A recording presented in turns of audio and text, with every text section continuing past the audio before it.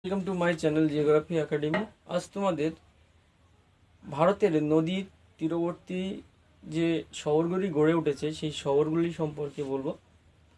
প্রথম 13টি শহর সম্পর্কে বলবো এবং পরপর প্রত্যেকটি ভিডিওর মাধ্যমে ভারতের কটি শহর নদী তীরবর্তী এলাকায় গড়ে উঠেছে সে সম্পর্কে জানতে পারবে।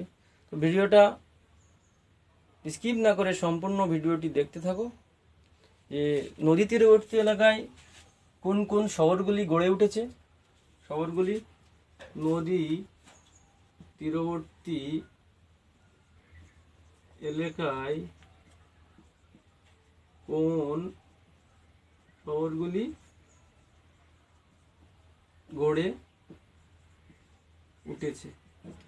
নদী তীরবর্তী যে শহরগুলি গড়ে উঠেছে তার মধ্যে 13টি শহর আজকে আমি বলবো।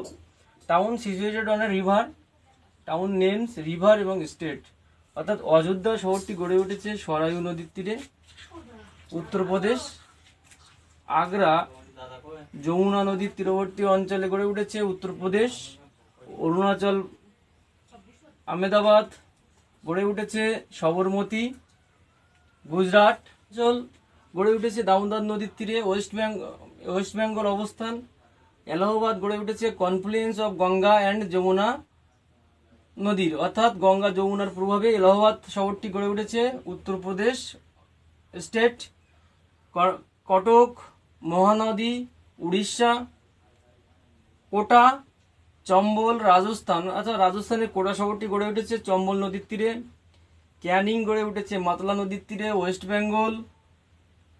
কলকাতা গড়ে উঠেছে হুগলি নদীর তীরে, ওয়েস্ট বেঙ্গল। কানপুর গড়ে উঠেছে গঙ্গা নদীর তীরে, উত্তরপ্রদেশ। শ্রীনগর গড়ে উঠেছে ঝিলাম নদীর তীরে, জম্মু অ্যান্ড কাশ্মীর। মহানদী গড়ে উঠেছে বেতাস বা বিপাশা, হিমাচল প্রদেশ। ভাগড়াটি গড়ে উঠেছে সুলতেজ এবং পাঞ্জাব শহরে সুলতেজ নদীর তীরে। আরও এরকম অনেক ভিডিও পাওয়ার জন্য আমার এই জিওগ্রাফি একাডেমি চ্যানেলটি লাইক, শেয়ার, কমেন্ট এবং সাবস্ক্রাইব করো এবং বন্ধুদের কাছে শেয়ার করে দাও।